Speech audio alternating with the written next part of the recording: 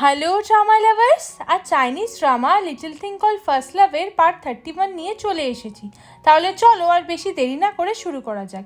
তো আজ আমরা দেখব মিয়াও মিয়াও জোর কদমে স্টাডি করছে, কারণ সামনেই ওর এক্সাম আসছে। তাই জন্য মিয়াও মিয়াও রাত জেগে পড়াশুনো করছে। নেক্সট ডে আমরা দেখি ইউনিয়ন একটা পেন্টিং রেডি করছে মিয়াও মিয়াওয়ের জন্য।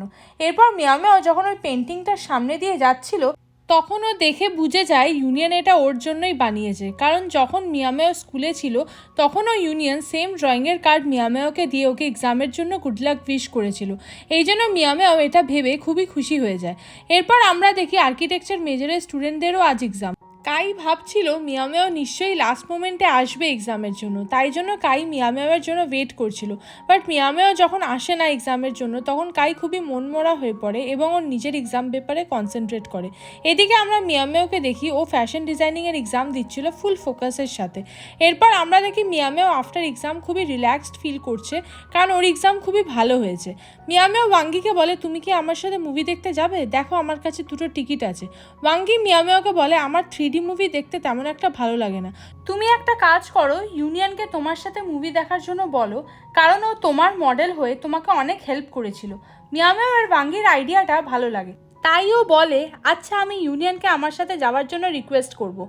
নেক্সট সিনে আমরা দেখি ইউনিয়ন আর ইউজিন একসাথে কাজ করছে, যেখানে নিংও রয়েছে, কারণ ইউজিন আছে বলে। নিং ইউজিনকে খুবই ডিস্টার্ব করছিল। এরপর ভুল করে কিছু একটা দেখাতে গিয়ে নিং যখন ওর ওয়ালেটটা ওপেন করে, তখন ইউজিন দেখে ফেলে যে নিংয়ের কাছে ওর ফটো, যেটা দেখে ইউজিন মনে মনে ভাবে এর কাছে আমার ফটো কি করছে। এরপর নিংও এম্বারেস সিচুয়েশন থেকে বেরোনোর জন্য ইউজিনকে বলে, তুমি যেটা ভাবছো সেসব কিছুই না, আমি আমার সব ফ্রেন্ডদেরই ফটো রাখি এইভাবে নিজের কাছে।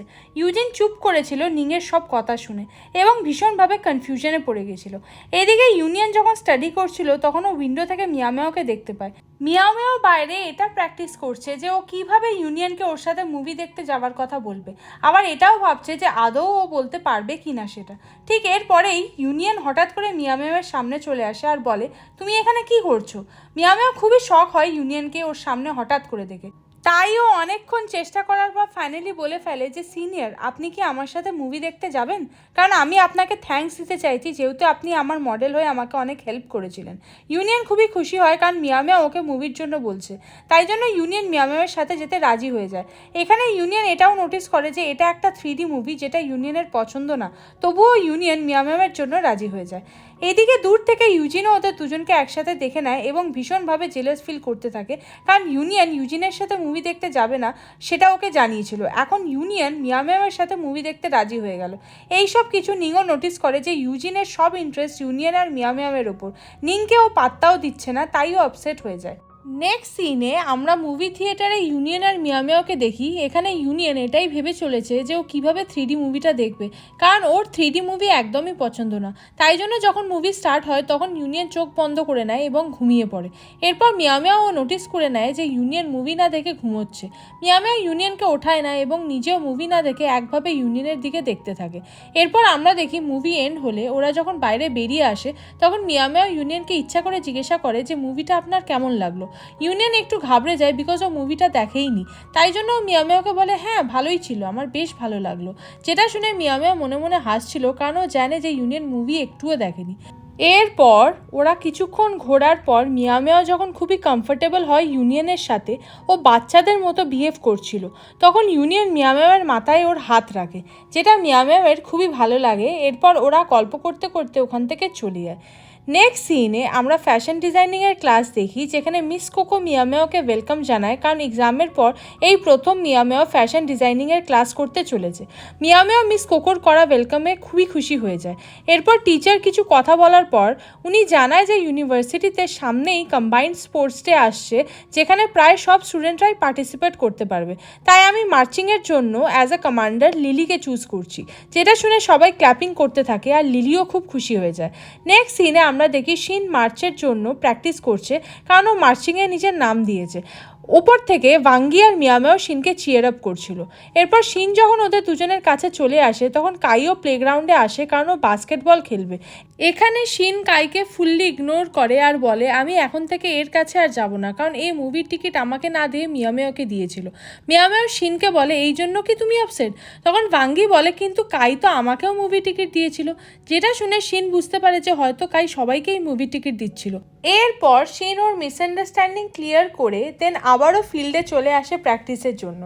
এদিকে কাইও বাস্কেটবল খেলা নিয়ে খুবই বিজি ছিল, ওই জন্য শিন কাইকে একভাবে দেখছিল দূর থেকে। এরপর আমরা দেখি লিলি কাইয়ের কাছে আসে এবং ওকে বলে আপনি আমাকে চেনেন না, অ্যাকচুয়ালি আমি আপনার সাথে ফ্রেন্ডশিপ করতে চাই, তাই জন্য আমি আপনার জন্য এই জুসটা এনেছি। কাই লিলিকে জানিয়ে দেয় ও এটা অ্যাকসেপ্ট করতে পারবে না, কারণ অবভিয়াসলি কাই অচেনা কোনো মেয়ের থেকে কিছুই নেয় না এবং কথাও বলে না, যেটা দূর থেকে শিন নোটিস করার পর খুব রেগে যায় লিলির ওপর আর বলে লিলির এত বড় সাহস হলোটা কী করে, ও আমার কাইয়ের প্রতি ইন্টারেস্ট দেখাচ্ছে। এরপর লিলি যখন শিনের সামনে আসে তখন শিন রাগের চোখে লিলিকে দেখতে থাকে এবং ওর দিকে এগিয়ে যেতে থাকে। ওরা যখন দুজন ক্লোজ হতে যাচ্ছিল তখন মাঝখান থেকে একটা স্কেটিং বয় আসে ওদের ধাক্কা মেরে চলে যায়, যার জন্য ওরা পড়ে যায়। কাইও দূর থেকে নোটিস করে এবং দৌড়ে মিয়ামেওয়ের কাছে আসে আর জিজ্ঞাসা করে তুমি ঠিক আছো তো? মিয়ামেও কাইকে বলে আরে হ্যাঁ আমি ঠিক আছি, তুমি শিনকে গিয়ে তোলো। এরপর কাই সেই মতো শিনের কাছে আসে এবং জিজ্ঞাসা করে তুমি ঠিক আছো? এরপর শিন আস্তে আস্তে কাইকে ধরে উঠে দাঁড়ায়, যেহেতু শিনের পায়ে খুবই জোরে লেগেছে, ওর পা মুচকে গেছে, তাই কাই শিনকে কোলে তুলে নেয় আর বলে চলো আমি তোমাকে মেডিকেল রুমে দিয়ে আসছি। শিন অবাক হয়ে যায় কাইয়ের এমন করাতে। এদিকে মিয়ামেও আর ভাঙ্গিও ওদের এইভাবে দেখে খুবই হ্যাপি হয়ে যায়। শিনকে কাই যখন নিয়ে যাচ্ছিল ও খুবই খুশি হচ্ছিল, কারণ ও ভাবেওনি কাই এমনটা করবে। তাই শিন ওদের ও ইশারা করে ডাকে যাতে ভাঙ্গি আর মিয়ামেও ওর সাথে যায়। মিয়ামেও দৌড়ে চলে যায়, কিন্তু ভাঙ্গি দাঁড়িয়ে থাকে বিকজ লিলি বসে বসে কাঁদছিল আর বলছিল কেউ কি আমাকে দেখতে পাচ্ছে না। ভাঙ্গি বলে তোমার তো হাতে চোট লেগেছে, তাই তুমি নিজেই উঠে দাঁড়াতে পারবে, তাও যদি না পারো তাহলে আসো আমি তোমাকে হেল্প করে দিচ্ছি। লিলি ভাঙ্গির হেল্প নিতে রাজি হয় না এবং একাই রেগে গিয়ে উঠে দাঁড়িয়ে পড়ে, কারণ ও শুধু কাইয়ের থেকে হেল্প চাইছিল। নেক্সট সিনে আমরা দেখি শিন মেডিকেল রুমে ছিল, যেখানে ডক্টর শিনকে জানায় পায়ে তেমন সিরিয়াস কিছু ক্ষতি হয়নি, ওটা ঠিক আছে, কিন্তু শিন তবুও অ্যাক্টিং করতে থাকে যেন ওর পায়ে খুবই ব্যথা করছে, যাতে কাই এগুলো দেখে শিনের টেক কেয়ার করে। আর এমনটাই হচ্ছিল, কাই ওর টেক কেয়ার করছিল। এরপর আমরা দেখি আর্কিটেকচার টিচার ওনার সব স্টুডেন্টসদের ডেকে পাঠিয়েছে, কারণ উনি জানতে চায় কে কিসের জন্য স্পোর্টে পার্টিসিপেট করছে। বাট এখানে কাই ছিল না, তাই টিচার ইউনিয়নকে বলে তুমি কাইকে সব ডিটেলস বুঝিয়ে দিও।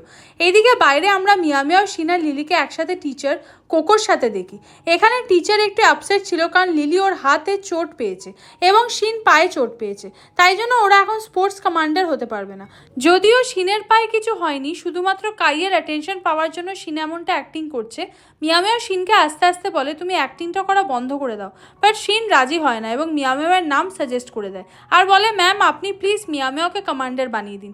যেটা শুনে মিস কোকোরও আইডিয়াটা ভালো লাগে, বাট মিয়ামেও বারবার না না বলতে থাকে। এরপর মিস কোকো জোর করে মিয়ামেওকে প্র্যাকটিস করাতে শুরু করে, যেখানে মিয়ামেওয়ের প্র্যাকটিসের সময় খুবই প্রবলেম হচ্ছিল। তাই জন্য মিয়ামেও টিচারকে বলে ম্যাম আপনি আমাকে প্লিজ ছেড়ে দিন, আমার দ্বারা এটা হবে না। টিচার বলে না না চেষ্টা করো, তুমি নিশ্চয়ই পারবে, তুমি শুধু প্র্যাকটিস করে যাও। এরপর মিয়ামেওয়ের হাতের লাঠিটা ভুল করে অন্যদিকে চলে যায় এবং গিয়ে ইউনিয়নের মাথায় পড়ে, যেটা দেখে মিয়ামেওর সাথে সাথে ছুটে চলে আসে ইউনিয়নের কাছে। ইউনিয়ন মিয়ামেওকে বলে তুমি আমাকে মারলে কেন?